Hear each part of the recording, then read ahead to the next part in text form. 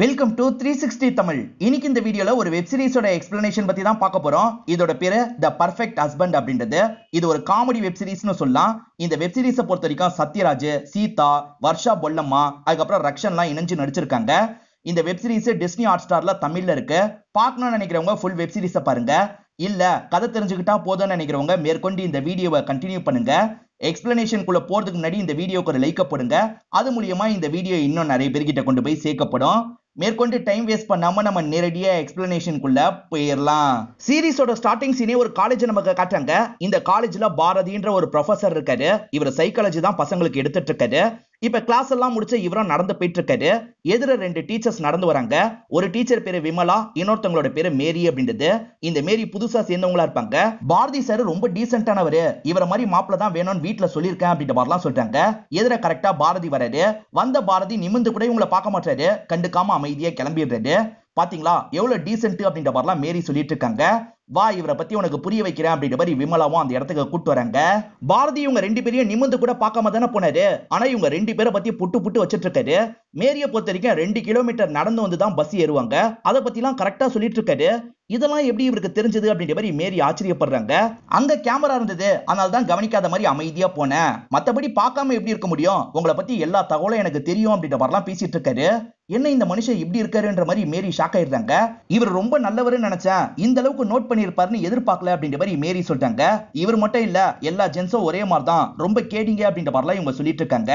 அப்படியே கட் பண்ணி வசீகரன் ஒரு நபரை காட்டுறாங்க. இவரை பொறுத்த வரைக்கும் பாரதியோட பையனா இருப்பாரு. இவர் ஒரு யூடியூப் சேனல் தான் ரன் பண்ணிட்டு இருக்காரு. பப்புன்ற இவரோட ஃப்ரெண்டு கூட சேர்ந்து தான் இந்த யூடியூப் சேனலை ரன் பண்ணிட்டு இருக்காரு. காமெடி வீடியோ தான் எடுப்பாங்க போல. இப்ப எடுத்து வீடியோவை அப்லோட் பண்ற மாதிரிலாம் நமக்கு காட்டுறாங்க. இப்ப காலையில ஃபேமிலியா ஜாகிங் ஓடிட்டு இருக்காங்க. பாரதியை பொறுத்த வரைக்கும் இன்னொன்னு பையன் இன்னொன்னு பொண்ணு இருக்காங்க. மொத்தம் 3 பசங்க போல. இப்ப எல்லாருமே ஜாகிங்லாம் ஓடி முடிச்சுட்டு ஒரு இடத்துல சேர்ந்த மாதிரி சாப்பிட்டுட்டு இருக்காங்க. அப்ப இவர் இருக்காரு பாத்தீங்களா, சப்பாத்தில தேனை தடவுறாரு. அதுக்கப்புறம் சர்க்கரையை போட்டு இவங்களுக்கு எல்லாம் தந்துட்டு இருக்காரு. யாருப்பா இதை உங்களுக்கு சொல்லி தந்தா அப்படின்ற மாதிரி பசங்க கேக்குறாங்க. அப்ப இவரோட ஒய்ஃப் சரஸ்வதி பேச ஆரம்பிக்கிறாங்க. ஒரு நாள் நைட்டு நேரத்துல பசிக்குதுன்னு சொன்னேன், அப்ப இருக்கிறத வச்சுதான் இதை செஞ்சு தந்தாரு. அப்பத்துல இருந்தே இது எனக்கு ரொம்ப பிடிக்கும்ன்ற மாதிரி சொல்றாங்க. இப்ப பசங்க எல்லாருமே சந்தோஷமா வாங்கிலாம் சாப்பிட்டுட்டு இருக்காங்க. இவங்க எல்லாருமே ரொம்ப ஒத்துமையா இருக்காங்கன்னு நமக்கு காட்டுறாங்க. வசீகரனுக்கு கல்யாண வயசு வந்துருச்சு. கேரளால ஒரு பொண்ணை பார்த்து வச்சிருக்காங்க. அந்த பொண்ணை நேர்ல போய் பார்க்கணும் அப்படின்ற மாதிரிலாம் யோசிச்சுட்டு இருக்காங்க. ஆனா கேட்டுட்டு இருக்க பாரதி இருக்காருல்ல, நாளைக்கு எனக்கு ஸ்பெஷல் கிளாஸ் இருக்கு, என்னால வர முடியாதுன்னு சொல்லிட்டாரு. நீங்க வராம எப்படின்னு கேக்குறாங்க. பரவாயில்ல, நீங்க எல்லாம் மட்டும் போயிட்டு வாங்க அப்படின்ற மாதிரி சொல்லிட்டாரு. கேரளால இருக்க அந்த பொண்ணை காட்டுறாங்க. அவங்க பேரு தீபிகா அப்படின்றது. அவங்களே இப்ப தங்கச்சி கூட சேர்ந்த மாதிரி மீன் பிடிச்சிட்டு இருக்காங்க. மீன் மாட்டிக்கிச்சுன்னா இந்த கல்யாணம் ஓகே ஆயிடும் அப்படின்ற மாதிரிலாம் ரெண்டு பேருமே பேசிக்கிட்டே தான் மீன் பிடிக்க ட்ரை பண்ணிட்டு இருக்காங்க. அப்ப அப்பா இருக்காருல, இந்த இடத்துக்கு வந்துடுறாரு. மாப்பிள்ளை வீட்டை சேர்ந்தவங்க நாளைக்கு வராங்க அப்படின்ற மாதிரி சொல்றாரு. பாரதி இருக்காரு பாத்தீங்களா, ஒய்ஃப சரசு சரசு அப்படின்ற மாதிரி தான் கூப்பிடுவாரு. எப்படி இவ்வளவு அன்பா இருக்கீங்கன்ற மாதிரி பசங்க கேக்குறாங்க. ஆக்சுவலா இவங்க ரெண்டு பேருக்கு அரேஞ்ச் மேரேஜ் தான் நடந்திருக்கும். வாட்டி உங்களோட அம்மாவை எப்ப பார்த்தனோ சரி, அப்பயே விழுந்துட்டேன். அப்பத்துல இருந்து இவ தான் என்னோட உலகம் அப்படின்ற மாதிரிலாம் இவர் சொல்லிட்டாரு. இதை கேட்கிற அம்மா பயங்கரமா இந்த இடத்துல சந்தோஷம் எல்லாம் படுறாங்க. அப்பா வரலன்னு சொல்லிட்டார்ல, இவங்க மட்டும் தான் அந்த பொண்ணை பாக்குறதுக்காக வந்துட்டு இருக்காங்க. இந்த இடத்தோட அமைப்புலாம் அம்மாக்கு ரொம்ப பிடிச்சிருக்கு. இங்க தாண்டா பொண்ணு எடுக்கணும் அப்படின்ற மாதிரிலாம் பையன் கிட்ட சொல்லிட்டாங்க. ஆனா பையனுக்கு பெருசா இந்த கல்யாணத்துல விருப்பம் இல்ல போல, சாதாரணமா தான் வந்துட்டு இருக்காரு. இவங்க எல்லாருமே வீடு வந்து சேர்ந்துடுறாங்க. தீபிகா அம்மா இருக்காங்கல்ல, நீ இன்னும் ட்ரெஸ் மாத்தாம இருக்கியா, சீக்கிரமா சாரியை கட்டிட்டு வான்ற மாதிரிலாம் சொல்லிட்டாங்க. ஆனா தீபிகாக்கு சாரி கட்டுறதுல விருப்பமே கிடையாது. இப்ப தீபிகா நேரடியா அதே ட்ரெஸ்ஸோட வந்துடுறாங்க. வந்தவங்க இங்க இருக்க அம்மா கிட்ட ஜாலியா பேச ஆரம்பிக்கிறாங்க. ரொம்ப ஜாலியா பேசுறதுனால சரஸ்வதிக்கு உடனே பிடிச்சிருது. இப்ப தீபிகா இருக்காங்கல்ல, எனக்கு நிறைய விஷயங்கள் ஒழுங்காவே வராது, இன்னும் கூட சமைக்க தெரியாது, அதெல்லாம் உங்களுக்கு ஓகேவான்ற மாதிரி கேட்டுட்டு இருக்காங்க. அதெல்லாம் ஒன்னும் பிரச்சனையே கிடையாது அப்படின்ற மாதிரி இவங்களுமே பதிலுக்கு சொல்றாங்க. இப்ப தீபிகா இருக்காங்கல்ல, மாப்பிள்ளை கிட்ட நான் தனியா பேசணும் அப்படின்ற மாதிரி சொல்றாங்க. இவருமே சரின்ற மாதிரி ஏத்துக்கிறாரு. அவங்க ஒரு படகுல தான் அவரை கூட்டு போயிட்டு இருக்காங்க. ரெண்டு பேருமே பேசிக்கிட்டே போயிட்டு இருக்காங்க. இவங்க துருன்னு ஏதாவது பண்ணிக்கிட்டே இருக்காங்கல்ல, அதனால அவருக்குமே பிடிச்சிருக்கு.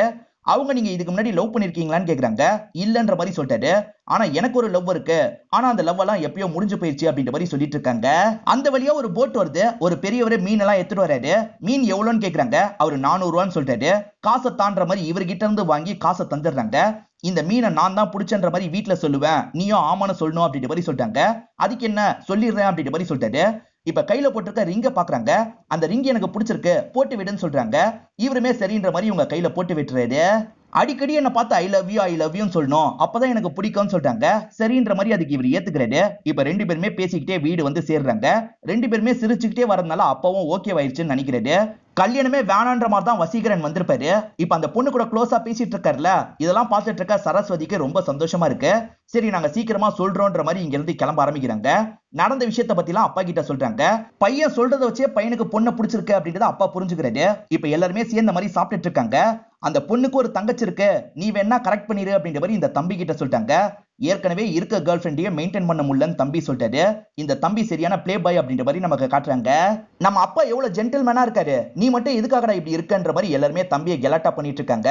இப்ப அப்பா இருக்காருல, வசீகரா நான் சொல்ற இதை மட்டும் கேட்டுக்கோ, கல்யாணத்துக்கு அப்புறம் ஒய்ஃப் சொல்றத மட்டும் கேளு, லைஃப் நல்லபடியா போகும்ன்ற மாதிரி சொல்லிட்டாரு. சரின்ற மாதிரி பையனும் ஏத்துக்கிறாரு. இப்ப நைட்டு நடக்கிறத நமக்கு காட்டுறாங்க. ஒய்ஃப் இருக்காங்கல்ல, அந்த வீட்டுல நடந்ததை பத்தி எல்லாம் சொல்லிட்டு இருக்காங்க.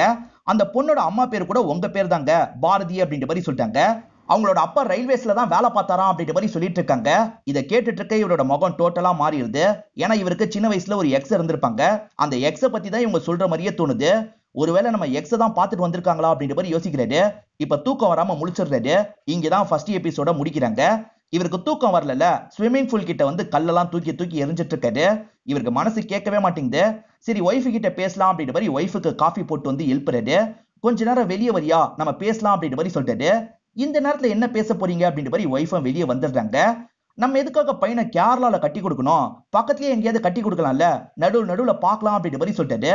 ஏங்க இத பத்தி தான் இவ்வளவு நேரம் யோசிச்சிங்களா?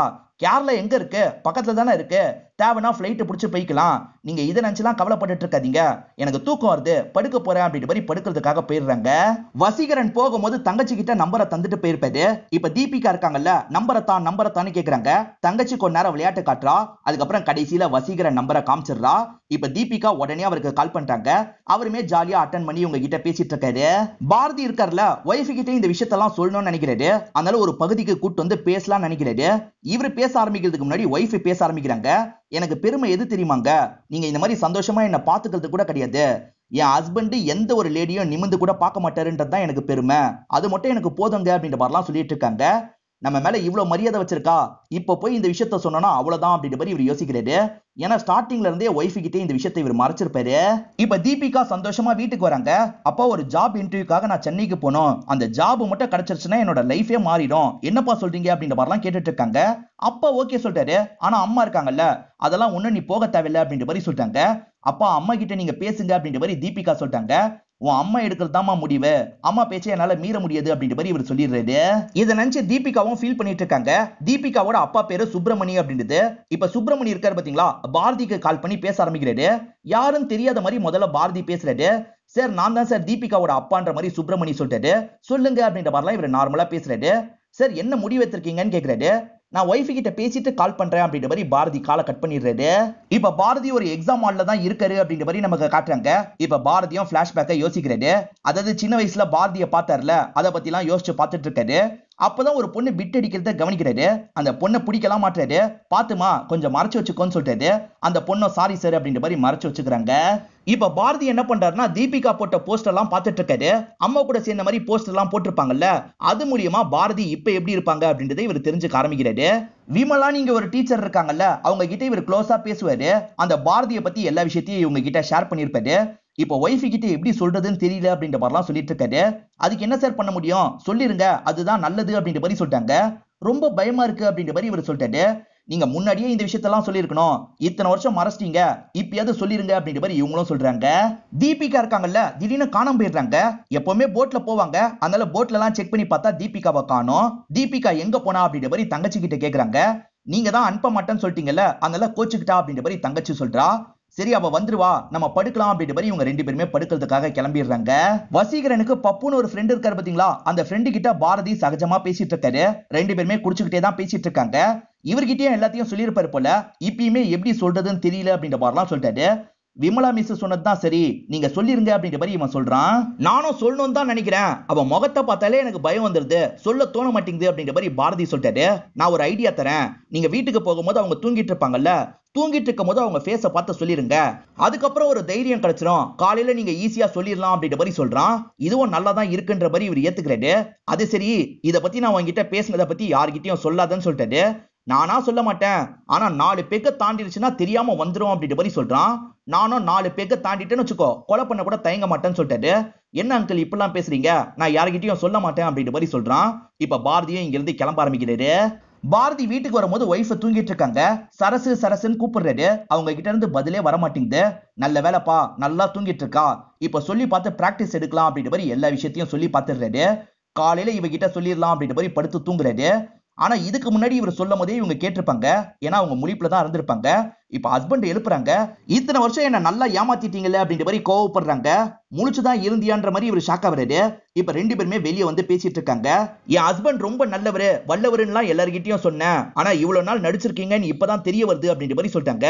அப்படிலாம் சொல்லாதமா, இந்த ஒரே ஒரு லவ் மட்டும்தான், சொன்ன நீ கோவப்படுவன்றதுக்காக தான் மறைச்சன்ற மாதிரி சொல்லிட்டாரு. அடுத்து என்ன பண்றதுன்றத பத்தி மட்டும் யோசிப்போம்னு சொல்லிட்டாரு. ஒய்ஃப் என்ன சொல்றாங்கன்னா இந்த கல்யாணத்தை நிறுத்திடுவோம்னு சொல்லிட்டாங்க. அதுதான் சரின்ற மாதிரி இவருமே ஏத்துக்கிறாரு. அப்பன்னு பத்தி யாரோ கதவை தட்டுறாங்க. இந்த நேரத்துல யாருன்ற மாதிரி இவங்க ரெண்டு பேருமே கதவை திறக்கிறதுக்காக வராங்க. அப்படி திறந்தவங்க ஷாக் ஆயிடுறாங்க. ஏன்னா தீபிகா தான் பேக்கோட வாசல்ல நின்னுட்டு இருக்காங்க. இந்த பொண்ணு எதுக்காக வந்தான்ற மாதிரி ஷாக்கிங்கா பாக்குறாங்க. இங்கதான் செகண்ட் எபிசோட் முடியுது. என்ன ஆன்ட்டி எப்படி இருக்கீங்கன்ற மாதிரி தீபிகாவும் வீட்டுக்குள்ள வந்துட்டு இருக்காங்க. தீபிகாவை பொறுத்த வரைக்கும் அப்பா செல்லமா இருப்பாங்க. அப்பா கிட்ட இந்த விஷயத்த சொல்லிட்டு தான் கிளம்பி வந்திருப்பாங்க. இப்ப உள்ள வரவங்க என்ன சொல்லிட்டாங்கன்னா, சென்னையில இன்டர்வியூக்காக தான் வந்தேன், சென்னையில நீங்க இருக்கும் போது வெளியே தங்கினா நல்லாவா இருக்கும், அதனாலதான் இங்கேயே வந்துட்டேன் அப்படின்ற மாதிரி சொல்லிட்டாங்க. இவங்க ரெண்டு பேருக்கு என்ன ரியாக்ட் பண்றதுன்னு தெரியல. அது சரி, வசீகரன் எந்த ரூம்ல இருக்கான்ற மாதிரி கேக்குறாங்க. இவங்க ரெண்டு பேருமே ரூமை காமிச்சு அனுப்பி வச்சிடுறாங்க. என்ன இந்த பொண்ணு திடீர்னு வந்து நிக்கிறா அப்படின்ற மாதிரி இவங்களுக்குள்ள பேசிட்டு இருக்காங்க. இப்ப தீபிகா ரூம்குள்ள வந்துடுறாங்க. வசீகரன் மட்டும் தான் படுத்துட்டு இருக்காரு போல. அவர்கிட்ட விளையாடணும்னு யோசிக்கிறாங்க. அவர் படுத்துட்டு இருக்கும் போது பக்கத்துல போய் படுக்கலாம்னு நினைக்கிறாங்க. அப்படி படுக்க போனவங்க ஷாக் ஆயிடுறாங்க. ஏன்னா அந்த இடத்துல தம்பி தான் படுத்துட்டு இருக்கான். அப்ப வசீகரனும் தங்கச்சியும் சிரிச்சுக்கிட்டே இந்த இடத்துக்கு வந்துடுறாங்க. நீ வரப்போறன்னு தெரிஞ்சுதான் இப்படி பண்ணும் அப்படின்ற மாதிரி சொல்லிட்டாங்க. இவங்க வரப்போறது எப்படி தெரிஞ்சிருக்கோம்னா, இவங்க தங்கச்சி மூலியமா தான் தெரிஞ்சிருக்கும். அடி பாவி, எதுக்காக அவசரப்பட்டு முன்கூட்டியே சொன்னன்ற மாதிரி தங்கச்சி கிட்ட கோவப்படுறாங்க. அதே சமயம் வசீகரன் விளையாடிட்டார்ல, அதனால அவரை போட்டு பயங்கரமா அடிக்கிறாங்க. அப்படிதான் நல்லா அடிங்க அப்படின்ற மாதிரி தம்பியும் தங்கச்சியும் சொல்லிட்டு இருக்காங்க. என்ன சிறுசுங்களாம் இவ்வளவு அட்டாச் ஆயிடுச்சு, இவங்களை எப்படி பிரிக்க போறோம் அப்படின்ற மாதிரிலாம் இவங்க ரெண்டு பேர் யோசிச்சுட்டு இருக்காங்க. ஏதாவது வழியை யோசிக்கணும் அப்படின்ற மாதிரி பாரதியும் வழியை யோசிக்க ஆரம்பிக்கிறது. இப்ப விமலா மிஸ் கிளாஸ் எடுத்துட்டு இருக்காங்க. அவங்க கிட்ட பேசணுன்றதுக்காக அவங்க கிளாஸ்ல இவர் உட்காந்து வெயிட் பண்ணிட்டு இருக்காரு. அப்போ ஒரு பொண்ணோட கம்மலை பாக்குறாரு. சின்ன வயசுல பாரதியோட கம்மலை பார்த்த மாதிரியே தோணுது. இப்ப கொஞ்ச நேரம் அந்த பொண்ணையே பார்த்துட்டு இருக்காரு. கிளாஸ் எடுத்துட்டு இருக்க விமலா இருக்காங்கல்ல, கிளாஸை முடிச்சிடுறாங்க. வாங்க சார் வெளியே போய் பேசலாம் அப்படின்ற மாதிரி கூப்பிடுறாங்க. இத்தனை வருஷம் ஆயும் பாரதி என்னால முழுசா மறக்க முடியல. அந்த பொண்ணோட கம்மலை பார்க்கும் போது பாரதியை பார்த்த மாதிரிலாம் எனக்கு தோணுச்சு அப்படின்ற மாதிரி சொல்லிட்டாரு. சார் ஸ்கூல் டைம்ல தான் நீங்க ரெண்டு பேர் லவ் பண்ணிருக்கீங்க. அந்த டைம்ல கண்டிப்பா அது ஈர்ப்பா தான் இருக்கும், காதலா இருக்கலாம் வாய்ப்பு இல்ல. நீங்க தேவையில்லாம யோசிச்சுட்டு இருக்காதீங்க, மேற்கொண்டு என்ன பண்ணுமோ அதை பண்ணுங்க அப்படின்ற மாதிரிலாம் இங்க இருந்து கிளம்புறாங்க. தீபிகாக்கு ஜாப் இன்டர்வியூலாம் இருக்காது. வசீகரன் கூட டைம் ஸ்பெண்ட் பண்றதுக்காக தான் அப்படி போய் சொல்லி வந்திருப்பாங்க. இதை பத்தி எல்லாம் வசீகரன் அம்மா கிட்ட சொல்லிட்டாரு. இதெல்லாம் சரியில்லடா, அந்த பொண்ணை முதல்ல அனுப்பி விடு அப்படின்ற மாதிரி அம்மா சொல்லிட்டாங்க. கவலைப்படாதீங்கம்மா, நான் அப்பா மாதிரிமா அப்படின்ற மாதிரிலாம் சொல்லிட்டாரு. அப்பாவை பத்தி இப்பதானே சரஸ்வதிக்கு தெரிய வந்திருக்கு. அப்பாக்கு பிள்ளை தப்பாம தான் பிறந்திருக்கான் அப்படின்ற மாதிரி புலம்புறாங்க. அங்க இருக்க பாத்திரத்தெல்லாம் கோவத்துல போட்டு உடைச்சிட்டு இருக்காங்க. ஹஸ்பண்டோ எதிர வந்து நிக்கிறாரு. என்கிட்ட எதுக்காக பாத்திரத்தை உடைக்கிறேன்னு கேட்காதீங்க, நீங்க எதுக்காக பாரதின்னு ஒரு பொண்ணை லவ் பண்ணீங்கன்னு கேட்டனா, கேட்கல, அப்புறம் என்கிட்டயும் இதை கேட்காதீங்க அப்படின்ற மாதிரிலாம் சொல்லிட்டாங்க. இவரும் எதுவும் பேசாம அமைதியா இங்க இருந்து கிளம்புறாரு. பப்பு இருக்காரு பாத்தீங்களா, சரியா சீனை நடிக்க மாட்டாரு. டே நல்லா நடி அப்படின்ற மாதிரி வசீகரன் சொல்லிட்டாரு. நீ வேணா நடிச்சு காட்டு அப்படின்ற மாதிரி பப்புவும் இவரை திட்டுற மாதிரிலாம் பேசிட்டு இருக்காரு.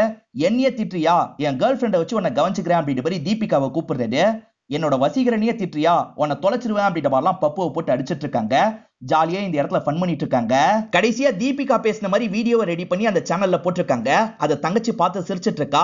என்ன சிரிச்சிட்டு இருக்கான்னு அப்பா கேக்குறாரு. இந்த வீடியோவை பாருங்கன்ற மாதிரி அப்பா கிட்டயும் காமிச்சிட்டு இருக்கா. இவங்க ரெண்டு பேருமே சேர்ந்து சிரிச்சிட்டு இருக்காங்கல்ல, இதை அம்மா கவனிச்சிடுறாங்க. பொண்ணு அந்த வீட்டுக்கு தான் போயிருக்கான்றது அம்மாக்கு தெரிஞ்சிருது.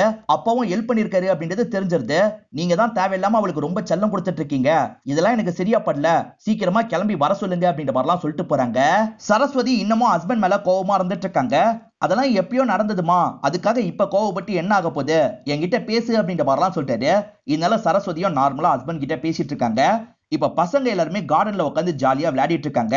யார் பேர் வருதோ அவங்க டாஸ்க் பண்ணணும் அப்படின்ற மாதிரி தான் கேம் விளையாடிட்டு இருக்காங்க. தீபிகாவோட பேர் வருது. நீ பாட்டு பாடணும் அப்படின்ற மாதிரி சொல்லிட்டாங்க. தீபிகா எனக்கு பாடலாம் வராது அப்படின்ற மாதிரி அவாய்ட் பண்றாங்க. அதெல்லாம் தெரியாது, பாடணும்னு சொல்றாங்க. இதனால தீபிகாவும் ஒரு மலையாள பாட்டு பாடுறாங்க. அந்த பாட்டு இவருக்கு நல்லாவே தெரியும். ஏன்னா சின்ன வயசுல பாரதியும் இதே பாட்டை தான் பாடியிருப்பாங்க. அவங்க பாடிட்டு இருக்கும்போது இவர் பாட்டை கண்டினியூ பண்ண ஆரம்பிக்கிறாரு. இவர் பாடிக்கிட்டே வெளியே வரதை எல்லாருமே பாக்குறாங்க. தீபிகாவும் நீங்க சூப்பரா பாடுறீங்க அப்படின்ற மாதிரிலாம் சொல்றாங்க. இப்ப ரெண்டு பேருமே சேர்ந்த மாதிரி பாடிட்டு இருக்காங்க. அப்படி பாடிட்டு இருக்கும்போது அவங்க கூட பழகின விஷயத்தெல்லாம் இவர் யோசிச்சு பார்த்துட்டு இருக்காரு. இதெல்லாம் மாடியில இருந்து கவனிச்சிட்டு இருக்க சரஸ்வதி பயங்கரமா டென்ஷன் ஆயிடுறாங்க. இப்ப கோவமா கீழே வந்துடுறாங்க. எவ்வளவு லேட் ஆயிடுச்சு, இன்னும் படுக்காம என்ன பண்ணிட்டு இருக்கீங்க, படுக்க போங்கன்ற மாதிரி பசங்க எல்லாரையும் அனுப்பி விடுறாங்க.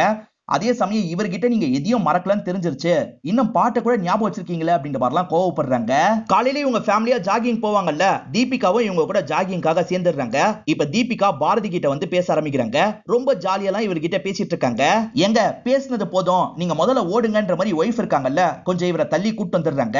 அதே மாதிரி பசங்களை கூப்பிட்டு பேச ஆரம்பிக்கிறாங்க. எப்படா ஊருக்கு அனுப்ப போறீங்க, சீக்கிரமா அந்த பொண்ணை ஊருக்கு அனுப்புங்க அப்படின்ற மாதிரிலாம் சொல்லிட்டு இருக்காங்க. எல்லாருமே தீபிகா விட்டு விலகி வந்துட்டாங்கல்ல, என்ன எல்லாருமே விலகி போயிட்டாங்க, ஏன் இப்படி பண்றாங்கன்ற மாதிரி தீபிகா ஃபீல் பண்றாங்க. இப்ப வசீகரன் கிட்ட தனியா பேசுறாங்க. உன் அம்மாக்கு நான் ஊருக்கு வந்தது பிடிக்கல போல, ஏன்னா அந்த இடத்துல நல்லா பேசினாங்க, இங்க என்கிட்ட பேசவே மாட்டாங்க அப்படின்ற மாதிரி சொல்லிட்டாங்க. அப்படிலாம் கிடையாது, நீ வந்ததுல எல்லாருக்குமே சந்தோஷம் தான், தேவையில்லாம யோசிச்சுட்டு இருக்காது அப்படின்ற மாதிரி இவங்களை சமாதானப்படுத்துறாரு. பாரதி வேலையை முடிச்சுட்டு வீட்டுக்கு வரும்போது இவங்க வாசல்லயே வெயிட் பண்ணிட்டு இருக்காங்க. உங்க ரெண்டு பேருக்குள்ள என்ன நடந்தது அதை நான் முழுசா தெரிஞ்சுக்கணும், அப்பதான் என்னால நிம்மதியா இருக்க முடியும் அப்படின்ற மாதிரி சொல்லிட்டாங்க. சரி சொல்றேன்ற மாதிரி சொல்ல ஆரம்பிக்கிறாரு. பெருசா ஒண்ணும் இல்ல, ரெண்டு பேருமே லவ் பண்ணோம், அதுக்கப்புறம் பிரிஞ்சுட்டோம் அப்படின்ற மாதிரி சொல்லிட்டாரு. இந்த மாதிரிலாம் சொல்லாதீங்க, எனக்கு ஃபுல்லா சொல்லுங்க அப்படின்ற மாதிரி கேக்குறாங்க. சரின்ற மாதிரி இவரும் ஃபுல்லா சொல்ல ஆரம்பிக்கிறாரு. ஒரு கதை சொல்லும் போது வர்ணிச்சு சொல்லுவாங்க பாத்தீங்களா, அந்த மாதிரி இவர் பொறுமையா சொல்லிட்டு இருக்காரு.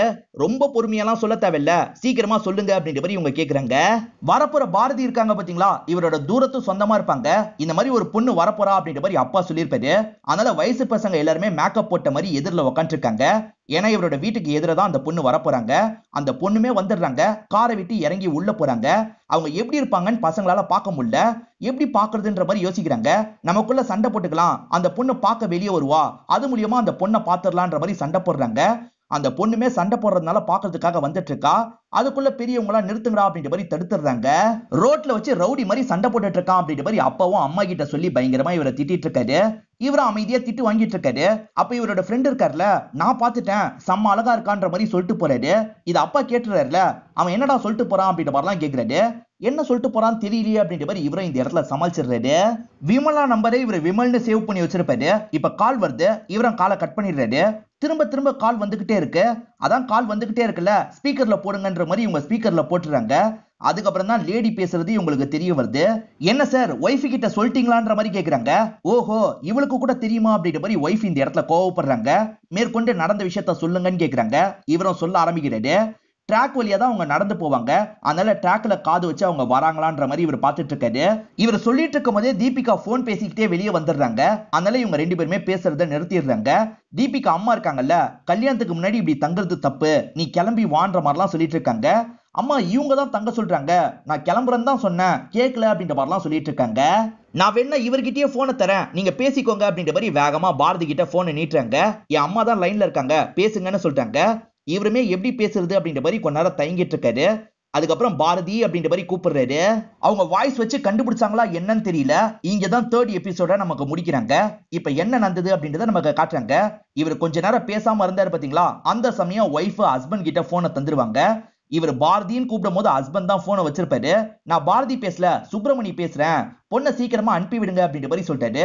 சரி சார் நான் சீக்கிரமா அனுப்பி வச்சிடறேன் அப்படின்ற மாதிரி இவரும் சொல்றாரு.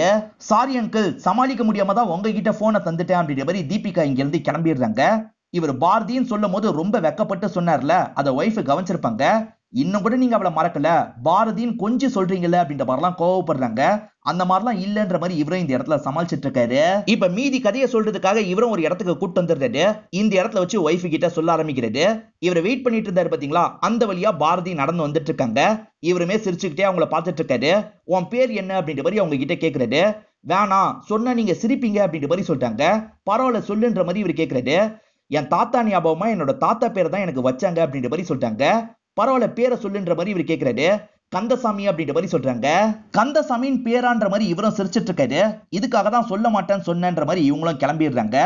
இவர் ஒரு ஸ்கூல்ல படிச்சிட்டு இருக்காரு பாத்தீங்களா, அதே ஸ்கூல்ல தான் அந்த பொண்ணையும் சேர்க்கறதுக்காக அப்பா கூட்டு வந்திருக்காரு. கரெக்டா இவரோட கிளாஸ்க்கு தான் வராங்க. டீச்சரும் உன்னோட பேர் என்னமா அப்படின்ற மாதிரி கேக்குறாங்க. அவங்க சொல்றதுக்கு முன்னாடி இவர் இருக்காரு பாத்தீங்களா, கந்தசாமி அப்படின்ற மாதிரி சொல்லிட்டாரு. என்ன கெலாட்டா பண்ணிட்டு இருக்கியா, வெளியே போன்ற மாதிரி டீச்சரும் இவரை வெளியே அனுப்புறாங்க. இவரும் சிரிச்சுக்கிட்டே அவங்கள கிராஸ் பண்ணி போறாரு. டீச்சர் கிட்ட இவங்க என்ன சொல்றாங்கன்னா, என் பேரு பாரதி அப்படின்ற மாதிரி சொல்லிட்டாங்க. கந்தசாமி தான் உண்மையான பேரு, ஆனா பாரதின்ற மாதிரி வீட்டுல கூப்பிடுவாங்க. ரெண்டு பேருக்கும் ஒரே பேருன்னு தெரிஞ்சோன்னா இவரும் அவங்கள பார்த்து சிரிச்சிட்டு இருக்காரு. இப்ப ரெண்டு பேருமே ஒரு இடத்துல உட்காந்து பேசிட்டு இருக்காங்க. அவங்களோட கொலுசை கையில வச்சு இவர் சுத்திட்டு இருக்காரு. உன்னோட ஞாபகார்த்தமா இந்த கொலுசு என்கிட்டயே இருக்கட்டும் சொல்லிட்டாரு. இந்த கொலுசை நீ பூட்டி தானே வைக்க போற, கொலுசை எப்பவுமே சத்தம் போடாம வச்சிருக்க கூடாது அப்படின்ற மாதிரி இவங்க சொல்றாங்க. இந்த கொலுசுல எப்பவுமே சத்தம் வந்துட்டு இருக்கோம் அப்படின்ற மாதிரி இவர் சொல்லிட்டாரு. ஏன்னா அந்த கொலுசை இவர் பிரேஸ்லெட்டா கையில போட்டிருப்பாரு. இதெல்லாம் கேட்டுட்டு இருக்க ஒய்ஃப் பயங்கரமா டென்ஷன் ஆயிடுறாங்க. உங்க அம்மா ஞாபகார்த்தமா கையில போட்டிருக்கான்னு சொன்னதெல்லாம் பொய்யா, அவளோட கொலுசை தான் கையில போட்டிருக்கீங்களான்னு கேக்குறாங்க. இவரும் ஆமான்ற மாதிரி சொல்லிட்டாரு. டென்ஷன் ஆன இவங்க இருக்காங்கல்ல, வேகமா கார்ல ஏறுறாங்க. இவரும் பின்னாடியே வந்து கார்ல ஏறிடுறாரு. இப்ப யாரக்கூடமா கார்ல வந்துட்டு இருக்காங்க. பாத்துன்ற மாதிரி இவர் சொல்லிட்டாரு. இவங்க நல்லபடியா வீடு வந்து சேர்ந்துடுறாங்க. விட்டா என்ன கொன்றுப்ப போலியே அப்படின்ற மாதிரி சொல்லிட்டாரு. கொல்லும் போலதான் தோணுது, ஆனா என் பசங்க அனாதையாயிடுவாங்கல்ல, அதுக்காக தான் உங்களை விடுறேன் அப்படின்ற மாதிரி சொல்லிட்டாங்க. சரிம்மா, நமக்குள்ள என்ன சண்டைனாலும் இருக்கட்டும், இதெல்லாம் பசங்களுக்கு தெரிய வேணாம் அப்படின்ற மாதிரி சொல்லிட்டாரு. சரின்ற மாதிரி இவங்களும் ஏத்துக்கிறாங்க.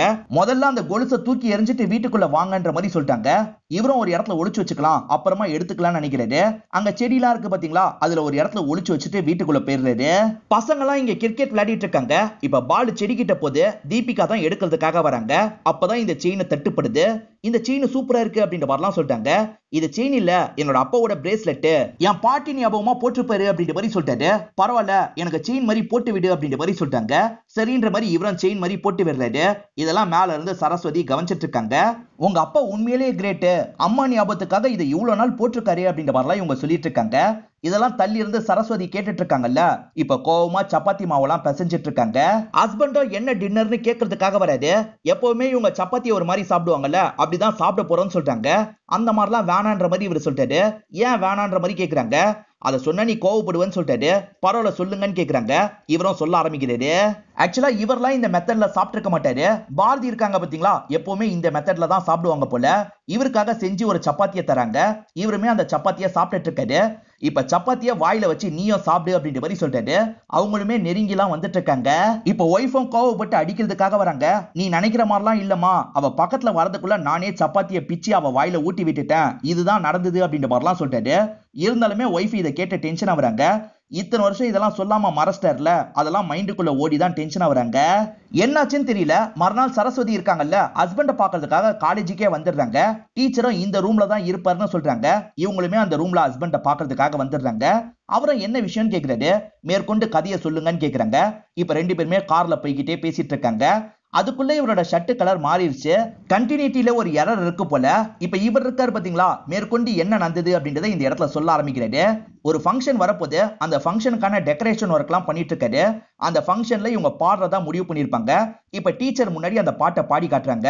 அதுதான் அந்த மலையாள பாட்டா இருக்கும். இவருமே சந்தோஷமா உட்கார்ந்து அந்த பாட்டெல்லாம் கேட்டுட்டு இருக்காரு. அதுக்கப்புறம் இவங்க ரெண்டு பேருமே க்ளோஸா பழகி இருப்பாங்க. இந்த விஷயத்தெல்லாம் ஒரு சாங் மாதிரி நமக்கு அழகா காமிச்சிட்டு இருக்காங்க. இதெல்லாம் கேட்டுட்டு இருக்க ஒய்ஃப் இருக்காங்கல்ல, இப்போதைக்கு இது போதுன்ற மாதிரி சொல்லிட்டாங்க. திரும்பி இவங்க ரெண்டு பேருமே கார்ல டிராவல் பண்ணிட்டு இருக்காங்க. அப்ப விமல் கிட்ட இருந்து கால் வருது. அது விமலான்றது ஒய்ஃபுக்கு தெரியும்ல. பரவாயில்ல, அட்டன் பண்ணி ஸ்பீக்கர்ல போடுங்க அப்படின்ற மாதிரி சொல்றாங்க. சார், ஒய்ஃப் கிட்ட சொல்லிட்டீங்களா அப்படின்ற மாதிரி கேக்குறாங்க. சொல்லிக்கிட்டே இருக்கன்ற மாதிரி இவர் சொல்லிட்டாரு.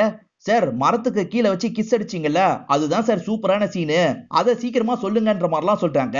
இதை கேட்கிற ஒய்ஃப் செம்மையா ஷாக் ஆயிடுறாங்க. எது மரத்துக்கு கீழே கிஸ் பண்ணீங்களா அப்படின்ற மாதிரிலாம் கோவப்பட்டு இருக்காங்க. நான் ஒரு வேலையா இருக்கேன், அப்புறமா கால் பண்றேன்ற மாதிரி விமலா காலை கட் பண்ணிடுறாரு. இப்போ ஒய்ஃப் கிட்ட சமாளிச்சுட்டுலாம் இருக்காரு. இங்கதான் 4th எபிசோட் முடியுது. இந்த சீரீஸ்ல இன்னும் 4 எபிசோட் இருக்கு. அது அடுத்த வீடியோல நம்ம பார்ப்போம். இது வரைக்கும் இந்த சீரீஸ் உங்க எல்லாருக்குமே பிடிச்சிருக்கோம் நம்புறேன். இந்த வீடியோ உங்களுக்கு பிடிச்சிருந்ததுன்னா லைக் பண்ணுங்க, கமெண்ட் பண்ணுங்க, மறக்காம 360 தமிழ் சேனலை சப்ஸ்கிரைப் பண்ணுங்க. தொடர்ச்சியா இந்த மாதிரி வீடியோக்கள் வந்துகிட்டே தான் இருக்கும்.